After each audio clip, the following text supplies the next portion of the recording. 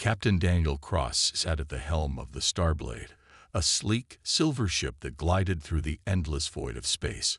The hum of the engines was constant, the soft light from distant stars flickering through the observation windows. A calm day, or so it seemed, until the alert on his console blared, breaking the silence. "Unidentified distress signal detected," said Serin, the ship's AI, in its usual monotone voice. "Location: Sector 45, Subspace Echo." Daniel raised an eyebrow. "Unidentified," he muttered, his hands instinctively gripping the controls. A distress signal this far off the beaten path was unusual. The galaxy was vast, and far too many dangers lurked out there to ignore. "Can you triangulate the source?" he asked, already starting to turn the ship toward the coordinates. "Done. Signal origin: an uncharted moon. Coordinates locked." With a sigh, Daniel adjusted his course.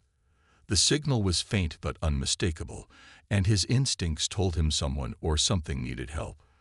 That was the kind of person he was, always willing to help, always putting others before himself. It had earned him a reputation across the galaxy. His crew had called him reckless, but he didn't mind. There was a certain thrill in doing what others wouldn't, in jumping into the unknown. The moon appeared before him, a barren rock floating in the dark, a place that had never seen life. At least not any that anyone knew of. The surface was pockmarked with craters and dust, and the remnants of a long-forgotten war littered its surface. "Approaching landing zone," Serin announced, her calm voice almost soothing despite the tense situation. As the Starblade landed with a soft thud, Daniel felt his pulse quicken. He was no stranger to danger, but something about this felt different. The stillness of the place, the silence, it felt like a warning. He grabbed his jacket and headed for the hatch. The airlock hissed open, and Daniel stepped out onto the surface of the moon.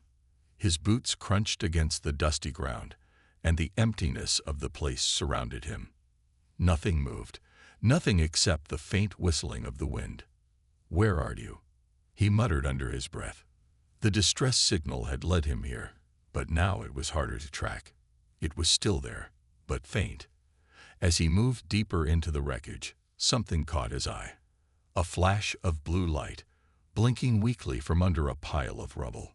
Curious, Daniel approached the wreckage carefully, pulling debris aside with his hands. There, hidden beneath the twisted metal, was the source of the signal. An alien ship, battered and barely functional.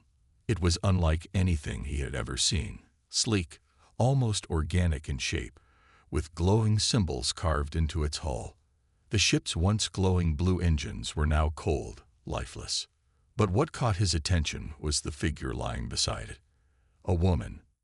She was small, even for an alien, and her skin shimmered in an iridescent blue hue. Her hair, long and dark, was tangled around her face. Her chest rose and fell weakly, each breath a struggle. Daniel's heart raced. He knelt beside her, unsure of what to do. He had no experience with alien species, but something told him she wasn't from any civilization he had encountered. "Hey," he said softly, not wanting to startle her. "Can you hear me?" Her eyes fluttered open, a deep violet color, but she seemed confused. Her voice was weak, barely a whisper. "Help, please." Her accent was strange, musical, and full of desperation. Daniel hesitated for a moment before gently lifting her in his arms. Her body felt fragile, her skin warm against him. He could see the signs of severe injury. Her leg was twisted at an unnatural angle, and she had deep cuts across her arms.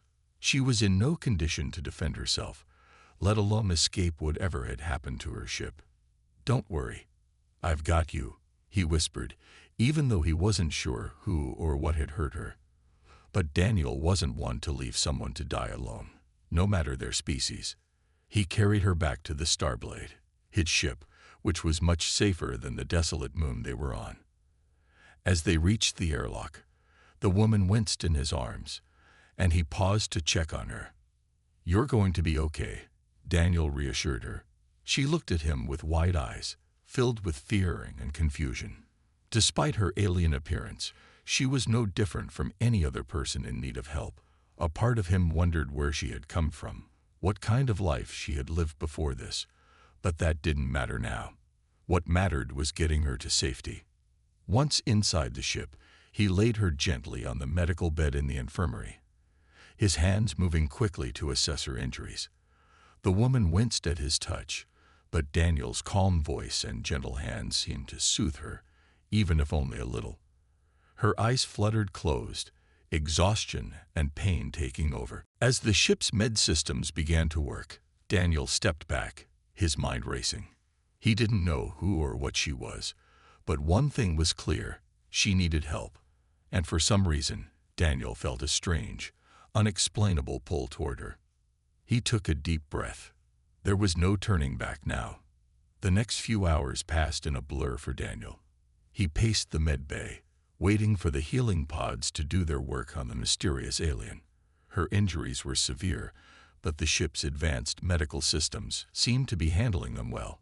He couldn't help but watch her as she lay there, breathing steadily now, her skin still faintly glowing under the soft light. The woman had been unconscious since he carried her aboard.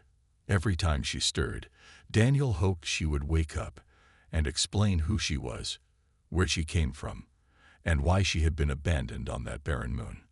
But all he had was silence and the strange humming of the med bay equipment. His mind raced with questions. What kind of alien was she? Where did she come from? Why had her ship crashed? Daniel had dealt with plenty of space rescues before, but nothing like this. The alien symbols on her ship haunted his thoughts, their meaning unknown. He knew he needed answers, but more than that, he needed to ensure she was safe. As he glanced at the medbay's monitor, the door opened with a soft whoosh, and the woman stirred. Her violet eyes fluttered open. And for a moment, she looked confused. Her gaze locked onto Daniel, and he could see a flicker of recognition in her expression. But she still seemed distant, as if she didn't fully understand where she was or how she had gotten there. "Hey," Daniel said gently, stepping closer. "You're safe now. You're on my ship." She blinked slowly, her eyes scanning the unfamiliar surroundings. Ship. Her voice was hoarse, weak, but there was a trace of curiosity in it. "Yes, a ship. The Starblade," he explained. "I found you on that moon. You were hurt." The woman shifted slightly, wincing as she tried to sit up. Daniel reached out instinctively, placing a hand on her shoulder to steady her. "Take it easy. You're still recovering." She looked at him, her eyes narrowing as if trying to figure him out. "Why?" she began, her voice soft but full of confusion. "Why did you help me?" Daniel hesitated, unsure how to explain. It wasn't like he needed a reason. He'd always been the kind of person who helped others, no matter the risk. But how could he explain that to an alien who probably had no concept of human kindness? "I couldn't just leave you there," he said simply. "You were in danger. No one deserves to be left behind, especially not in a place like that." The woman's expression softened slightly, though there was still a trace of suspicion in her gaze. She looked at him, then down at her hands, which were still bandaged from her injuries. "You are human, yes?" she asked. Daniel nodded. "Yeah, my name's Daniel Cross. And you? Well, I don't even know your name." The woman's lips parted as if to speak, but then closed again, as if uncertain. She took a moment, as though trying to gather her thoughts, then finally said, "I am T-Lyra." "T-Lyra," Daniel repeated. It sounded unfamiliar on his tongue, but he tried to get used to it. "Where are you from, T-Lyra?" She hesitated, glancing away. I do not know if I can trust you with that information." Daniel raised an eyebrow. "You're not the first alien I've met, T-Lyra, and I don't plan to hurt you, if that's what you're worried about." Her gaze flicked back to him, studying his face as if trying to find something there. Something honest. After a long pause, she finally spoke again. "I am from a distant system, far beyond your reach. My people, we are not like humans. We do not trust easily." Daniel gave a half smile, hoping to ease the tension. "I get that. I've learned not to trust easily either. But we're in this together now, whether you like it or not." Lyra looked at him, and for the first time, there was a flicker of something else in her eyes. Maybe curiosity, maybe something deeper, but it was there, and Daniel noticed. "How long will I be?" she began, trailing off as she looked at her leg, still resting in a stabilizing cast. "I feel weak." "You're healing," Daniel assured her. "Give it a day or two.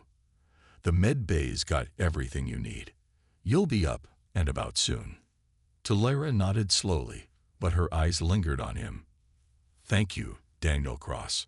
I owe you my life." "You don't owe me anything," Daniel replied, his voice soft but firm. "You didn't ask for any of this. It's just what anyone would do in my place." Lyra didn't say anything for a moment, just watched him. There was something in her gaze now, a mixture of gratitude and something else that Daniel couldn't quite name. She was beginning to trust him. He could feel it. And although she was an alien from a faraway world, in that moment, it felt like they understood each other. She broke the silence, her voice steady but carrying a weight he wasn't expecting. "I know you say you do not need my thanks. But I must tell you, your kindness, it is rare." Daniel met her eyes. "I think kindness is something everyone can offer, no matter where they come from." Lyra's expression softened further, a faint, almost imperceptible smile pulling at the corners of her lips. Perhaps. The moment hung between them, a quiet understanding forming. There was still so much they didn't know about each other, but in this small, quiet corner of the galaxy, something was starting to grow. A bond that neither of them had expected. Days passed, and Daniel kept a close eye on Lyra's recovery. The ship's med bay had done its job. Her injuries were healing quickly, and her strength was returning. But with each passing hour, the questions piled up in Daniel's mind. Who were the people chasing her? Why was her ship attacked? And most importantly, why had Lyra been left alone on that moon? He had hoped for answers, but Lyra was still hesitant to share much. She was grateful, but guarded. Every conversation seemed to circle around her people's customs, their mysterious origins, and the ever-present fear that the Cinder Dominion was searching for her. One morning, Daniel was in the cockpit of the Starblade, running routine scans, when an alert flashed on his console. "Cinder fleet approaching, HFY, the ship's AI," announced in her usual calm voice. Daniel's heart skipped a beat. He had suspected this would happen. The Cinder were ruthless, a powerful intergalactic syndicate that controlled much of the galaxy's underground trade and military operations. If they were after Lyra, they wouldn't stop until they had her. "Set course for the nearest asteroid field, SERN," Daniel said, already shifting the ship's controls. "We're not going to outrun them in open space." "Acknowledged," the AI responded. Lyra appeared in the doorway, her eyes wide with concern. "What is it? Why are we moving so quickly?" Daniel turned to her, his expression serious. "The Cinder are here. They found us." Lyra's face paled.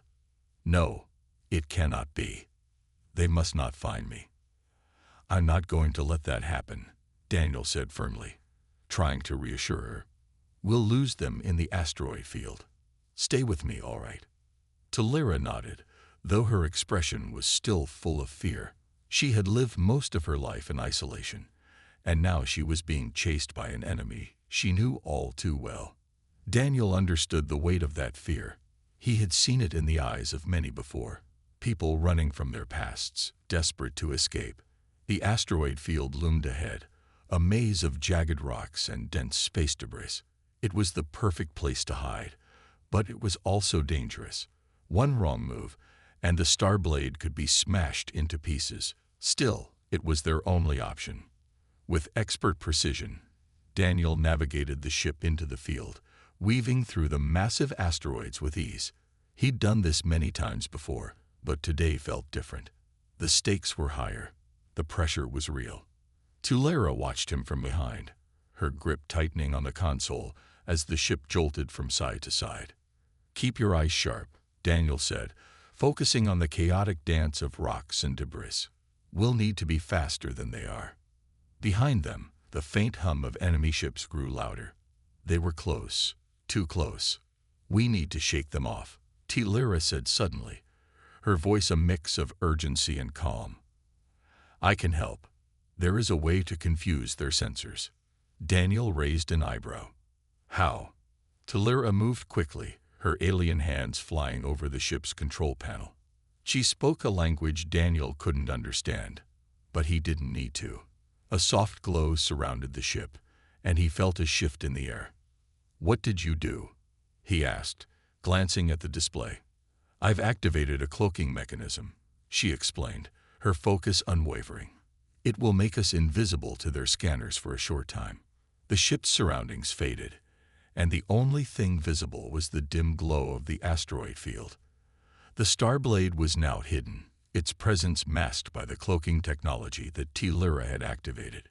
Daniel felt a rush of relief. Well, that's one problem solved. But their escape wasn't over. The Cinder would keep searching, scanning for any signs of life, any hint that they hadn't completely vanished. They needed more time. "We can't stay here forever," Daniel said, eyes darting between asteroids. "We need to move further into the field. That'll give us some breathing room." Tulera nodded, her face tense with concentration. "I can maintain the cloak for only a few minutes longer. You must make the next move count." Daniel's pulse quickened as he plotted their next course. It was a dangerous move, but they had no other choice. He pushed the throttle forward, sending the Starblade hurtling deeper into the asteroid field. They needed to get lost in the chaos, far enough away that the Cinder would never find them. The seconds ticked by. The ship moved through the debris like a shadow, narrowly dodging massive rocks and chunks of metal. Daniel could hear the faint sound of enemy ships passing by, close enough that he could almost feel the heat from their engines. He kept his hand steady, every instinct in him focused on keeping them safe. Then, as quickly as it started, the cloaking technology flickered out. The ship's systems returned to normal, and the faint outline of their surroundings appeared once again. "I've got them," Tulera said, her voice a little strained. "I've sent a false signal to mislead them." Daniel looked at the console. The Cinder ships, now several light years away, were following the decoy. It had worked. For now. Tulera collapsed into the seat beside him, breathing heavily. "That should buy us time." Daniel let out a breath he didn't realize he was holding. "Good work. I knew I could count on you." She gave him a brief, grateful smile, though the weight of the situation still hung in the air. They had escaped, but it wasn't over. The Cinder would come again. And next time, they might not be so lucky. As the Starblade drifted further into the asteroid field, Daniel couldn't help but glance at Tulera. There was something about her, something that made him feel like they were in this together. Like they weren't just survivors of a chase, but something more. "I guess we're not out of the woods yet," Daniel said, his voice softer now. Tulera nodded, her eyes distant. "No, but for now, we are safe." And for the first time since they had met, Daniel believed her. Days passed as the Starblade sailed through the deep, quiet expanse of space. The asteroid field had given them a brief respite, but they knew it wouldn't last forever. Daniel and Tulera spent most of their time in the ship's common room, waiting, planning, and preparing for the next inevitable encounter with the Cinder. Tulera was quieter now, her thoughts often drifting, as though something weighed heavily on her mind. She had shared little about her past, just enough to explain why the Cinder were after her, but not enough to ease Daniel's many questions. He sat across from her one evening, the soft hum of the ship the only sound filling the room. He watched her as she stared out the window, her violet eyes reflecting the distant stars. She looked so distant, so lost in thought. "Lyra," he said, breaking the silence, "what exactly did you do to get the cinder chasing you?" She turned her head slowly, as though considering whether or not to answer. After a long pause, she spoke. "I didn't choose this path," she began, her voice quieter than usual. "I was part of a research team. We were studying ancient technology, old, forgotten weapons. But the cinder, they're always looking for power. They discovered our findings, and they wanted to take control of everything we had." "So you were trying to stop them?" Daniel asked, leaning forward. She nodded, her eyes darkening. "Yes, but we couldn't. We didn't understand what we were dealing with. The cinder arrived before we could complete our research," and her voice trailed off, and she clenched her fists at her sides. "What happened?" Daniel pressed gently. He could tell there was more to her story, something she wasn't ready to say. Lyra looked at him, her expression unreadable. "The research didn't just give them power. It unlocked something worse. Something dangerous. But they didn't care. They just wanted control. When I realized the danger, I tried to escape. I had to leave, or it would have been too late." Daniel's mind was racing. The cinder were powerful, ruthless, and now it seemed like they were after far more than just Lyra. They were after something far worse, something dangerous enough to cause Lyra to flee her own people. "What are they after, Lyra?" he asked, his voice soft but firm. "What did you find that's so dangerous?" For a moment, she said nothing, her eyes fixed on the stars outside. Then, slowly, she stood up and walked over to the far side of the room. There, hidden in a small compartment, was an ancient device. It looked like a simple stone, with glowing runes etched into its surface. But Daniel could feel its power from where he stood, like it was alive, humming with energy. "This," Lyra said, her voice barely above a whisper, "is what they want." Daniel took a cautious step forward, studying the stone. "What is it?" "Some kind of weapon." Lyra nodded, her face tight with emotion. "Yes, but not just any weapon. This device is a key, one that unlocks a weapon far beyond anything the cinder or anyone else has ever seen. It was created by an ancient race, long gone.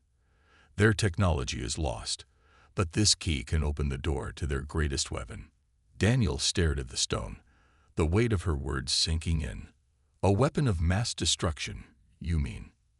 Lyra looked at him sharply. "Not just mass destruction. This weapon can control entire star systems. It can bend space, create and destroy entire worlds at will." Daniel's mind was racing, trying to process the enormity of what she was saying.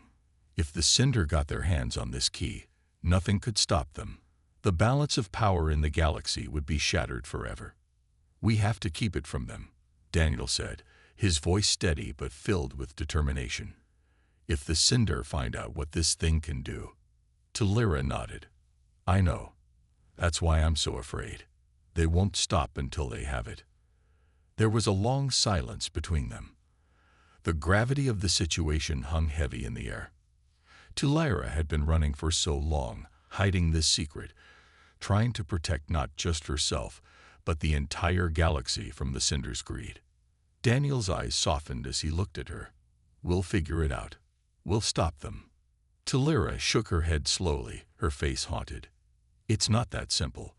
The cinder have their spies everywhere. They're already searching for the key, and they'll stop at nothing to get it. I don't know how long we can keep running." Daniel stepped forward, his voice firm with resolve.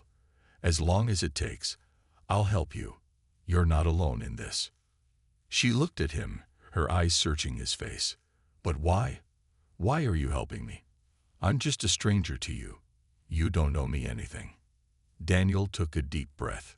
"Because it's the right thing to do.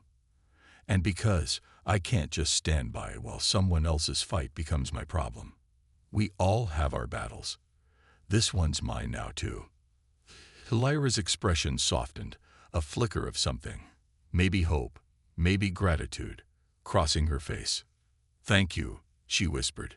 I didn't think anyone would help me. Not after everything.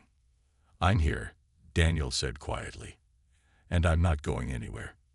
They stood there for a moment, a silent understanding passing between them.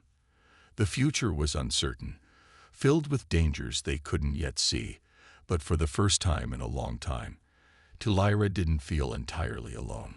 And as they stood together, Daniel felt something deep within him, a growing bond, an undeniable connection to the alien woman who had changed everything. There was no turning back now.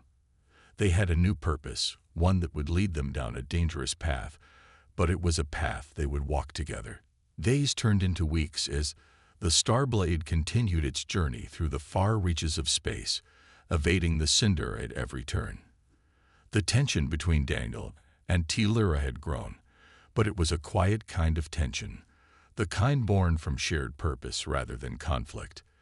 They had become a team, each relying on the other in ways neither of them had expected. Lyra had shared more about her people, the Zerithians, and the ancient technology they had discovered. It seemed like the more she revealed, the heavier the burden became. The weight of their responsibility was no longer just hers. It was now theirs to carry together. But the Cinder were relentless. They hadn't given up the search for the device, and the closer they got, the more dangerous the situation became.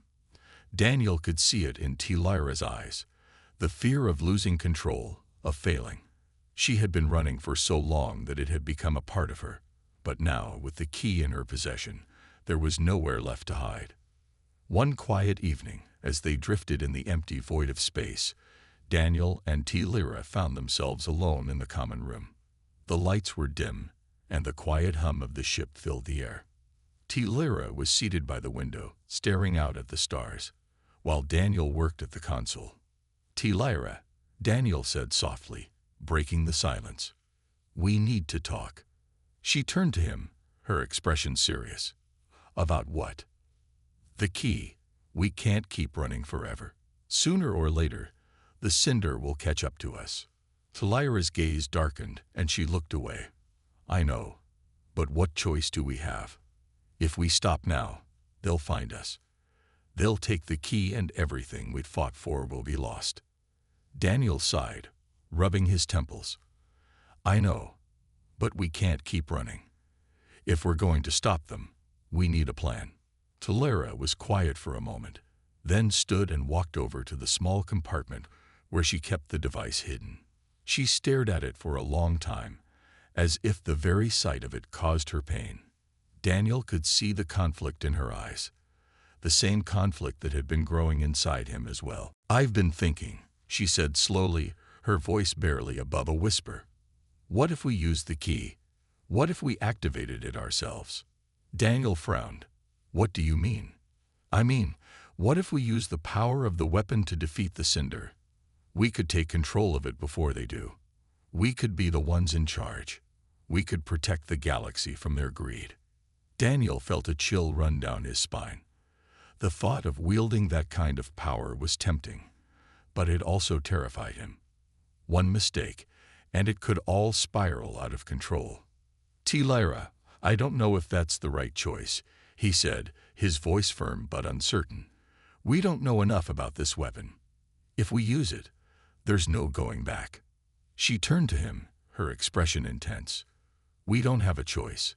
If we let the Cinder get their hands on it, they'll use it for their own gain. And that could destroy everything. I'm the only one who can activate it, Daniel. I have to do this. We have to do this. Daniel stood up and walked over to her, his mind racing. He didn't want to lose her. But the stakes were higher now. The power of the weapon could be the answer, but it could also be their downfall. I trust you, Daniel said quietly. But I need to be sure. If we do this, we're not just fighting for our survival. We're fighting for the future of the entire galaxy. Lyra looked at him, her eyes softening for the first time in days. I know, but we have to make a choice, Daniel. The Cinder are already closing in. We don't have much time. There was a long pause between them, and Daniel could feel the weight of her words. He knew she was right. If they didn't act soon, it might be too late. I'm with you, Daniel said finally, his voice steady. Whatever we do it together. Talera gave him a small, grateful smile. Thank you. They stood there for a moment, the weight of their decision settling between them. It wasn't an easy choice, but it was the only one they could make. The Cinder were coming, and they couldn't outrun them forever. They had to take a stand. Talera walked over to the compartment and carefully removed the device. She held it in her hands for a moment, staring at it as if weighing the consequences of her next move. Then, with a deep breath, she placed it on the console. I'm ready, she said, her voice calm but determined. Daniel nodded, stepping closer. Let's do this. Together, they activated the device. The ship's systems hummed to life, and a powerful energy began to radiate from the key. The stars outside the window seemed to dim as a strange, otherworldly power filled the room. But as the energy built, Daniel couldn't shake the feeling that they were on the edge of something far bigger than they could control. The power was overwhelming, and for a moment, he feared they had made the wrong choice. Talera's hand trembled as she held the key. It's working, she said, her voice a mix of awe and fear. But I can feel the power. It's more than I imagined. Daniel looked at her, his heart pounding. Are you sure you can control it? She hesitated, then nodded. I think so.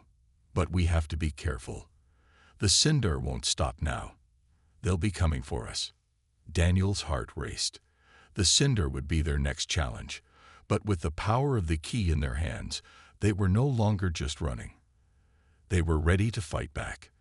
The energy from the key pulsed through the starblade, filling the ship with an almost electric hum. Daniel and Talera stood in the common room, staring at the device, feeling its power grow with every passing second. The air seemed to shimmer around them, charged with a strange and unsettling energy. I can feel it, Talera whispered, her voice tinged with awe and fear. It's stronger than I ever imagined. Daniel watched her closely.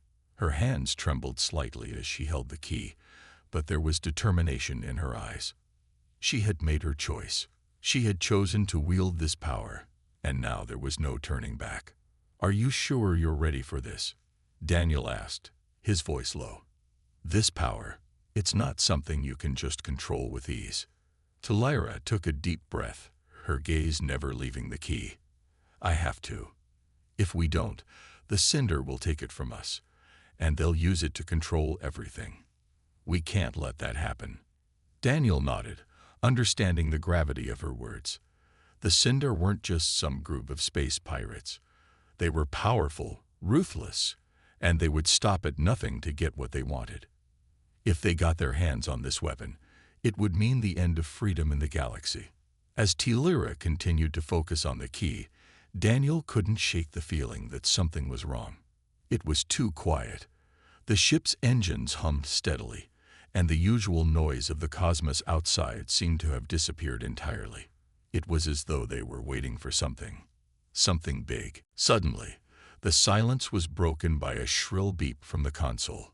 Cinder ships detected, the AI, SERN, announced, her voice calm but filled with urgency. They found us. Talera's eyes flashed with alarm, and she quickly moved to the console. How many? 6, SERN replied. They've closed the distance quickly. They'll be here in less than 10 minutes. Talera's grip on the key tightened. They're too close. We need to move. Daniel turned to her, his mind racing. He knew that Talera had activated the key's power, but that didn't mean they were ready for the battle ahead. They needed more time. Time to understand what they were dealing with and how to control the weapon. We can't outrun them, Daniel said, his voice steady but urgent. But maybe we can make them think we're not here. Talera hesitated, then nodded. We'll use the cloaking device. It'll hide us long enough for us to get into a better position. She rushed to the control panel, and within seconds, the ship was enveloped in a cloak of invisibility. The stars outside the window disappeared, leaving only the darkness of space. The ship was now a ghost, undetectable to the Cinder sensors. Daniel felt a brief sense of relief, but it didn't last long. The Cinder were still out there, and they were getting closer. He knew it was only a matter of time before they started searching more aggressively. "We need to make sure they don't get too close," Daniel said. "If they find us while we're cloaked, we'll be trapped." Lara nodded, her eyes focused. "I can manipulate the key's energy to distort their scans. I can make them think we're farther away than we really are." Daniel watched her work, admiring her calm focus in the midst of the chaos. She was a fighter, but more than that, she was determined to protect the galaxy from the threat the Cinder posed. Her people had discovered something far too dangerous, and she was the only one who could stop it from falling into the wrong hands. "We'll need to act fast," Daniel said, his voice filled with urgency. "Once they realize we're not where they think we are, they'll start looking elsewhere." Lyra's fingers flew over the console, her eyes locked on the glowing key. The energy it radiated seemed to grow stronger with each passing second, and Daniel couldn't help but feel a mix of awe and fear. They were about to face the Cinder head-on, and they had no idea what the key was truly capable of. "Almost there," Lyra murmured. "Just a little more." Suddenly, the ship jolted, and the lights flickered. A loud, violent shake rattled through the hull, followed by a loud bang. Orien's voice came over the comms, filled with alarm. "Impact detected. We've been hit by enemy fire." Lyra cursed under her breath. "They found us." Daniel's mind raced. They couldn't let the Cinder board the ship. They had to protect the key at all costs. If the Cinder got their hands on it, they would have all the power they needed to control the galaxy. "Siren, activate the shields," Daniel commanded. The AI responded instantly, and a force field shimmered to life around the ship.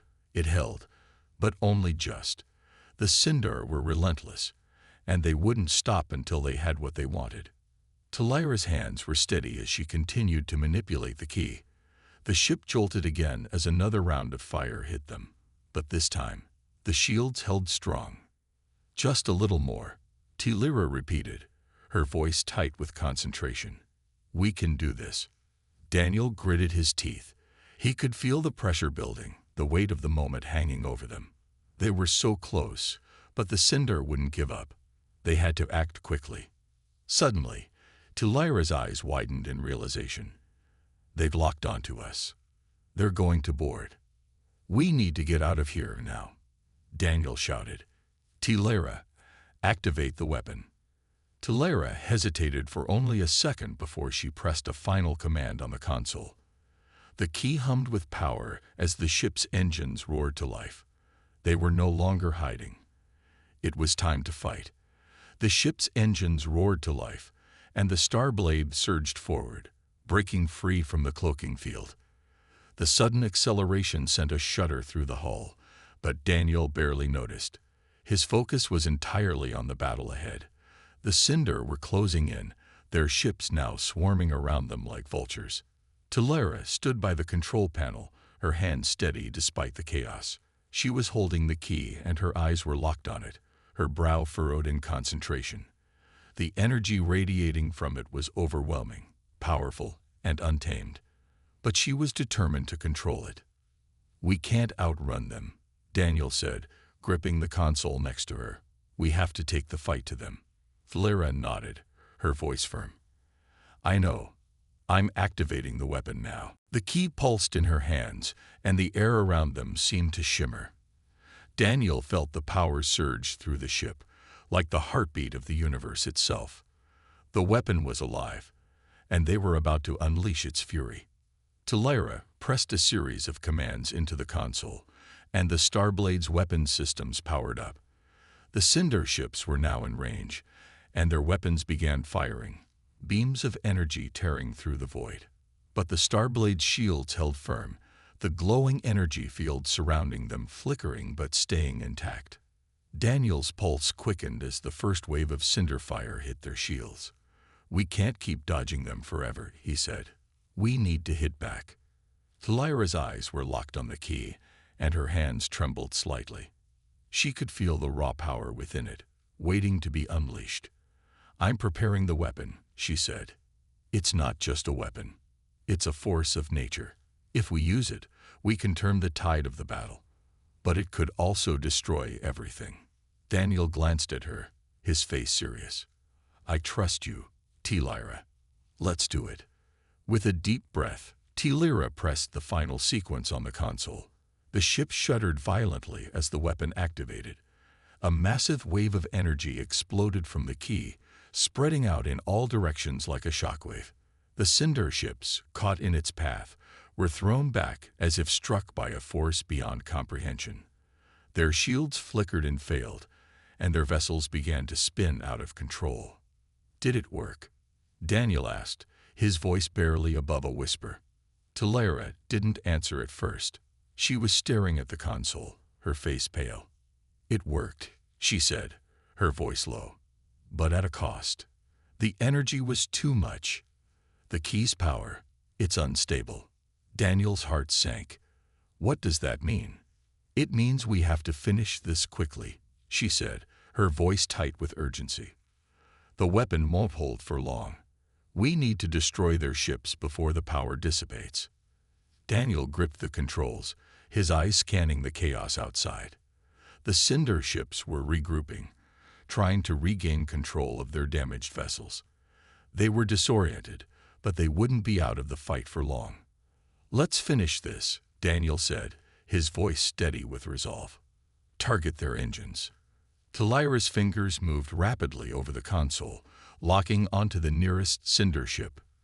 "Target locked," she said, firing. The ship trembled again as the Starblade's weapon systems fired, launching a barrage of energy bolts. They struck the cinder ship with pinpoint accuracy, tearing through its hull and destroying its engines. The ship exploded into a cloud of debris, sending fragments scattering in all directions. One down. T-Lyra quickly moved to target another ship, but before she could fire, the ship shuddered again. A warning light flashed on the console. "They're counterattacking," T-Lyra said, her voice sharp with alarm. "We've been hit. Shields are weakening." Daniel's mind raced. The cinder weren't going to give up easily. They would keep coming, and they would stop at nothing to take the key. "We need to get out of here," Daniel said. "The weapon's unstable, and we're running out of time." But before they could make a move, a loud explosion rocked the ship. A massive energy beam slammed into their side, sending them into a violent spin. The lights flickered, and the control panel sparked as if the ship itself were coming apart. "T-Lyra," Daniel shouted, grabbing onto the console. "Are we going to make it?" T-Lyra's face was pale, but she was focused. "We can still do this," she said through gritted teeth. "I'm rerouting the power. We need to get the engines back online, or we're finished." With a series of rapid commands, T-Lyra managed to stabilize the ship, the spinning slowly coming to a halt. The power flickered, but the engines came back to life, and the Starblade steadied. "We can't take another hit like that," Daniel said, his voice tight. "We need to end this now." T-Lyra nodded. "I'm going to use the last of the weapon's power to disable their fleet. But after that, the key will be useless." She looked at Daniel, her eyes filled with a mix of determination and sadness. "This is it. Once we do this, the key will lose its power. We won't be able to use it again." Daniel's heart pounded as he looked into her eyes. He knew what it meant. This was the final stand. They would either win, or they would lose everything. "I'm with you," he said firmly. "Let's finish this." T-Lyra's fingers moved once more over the console. The key glowed one last time, and a pulse of energy shot out, engulfing the remaining cinder ships. Their vessels disintegrated, consumed by the immense power of the weapon. The battle was over, but as the dust settled, Daniel felt a weight lift off his shoulders. And yet, he knew the war was far from over. The cinder were beaten, but there were always others who sought power. T-Lyra looked at him, her face tired but relieved. "We did it," she said quietly. Daniel nodded. "We did. But there's still so much more to do. They had won this battle, but the galaxy would always need protectors. And with T-Lyra and the key now gone, they had become something more than just survivors. They had become the guardians of the future.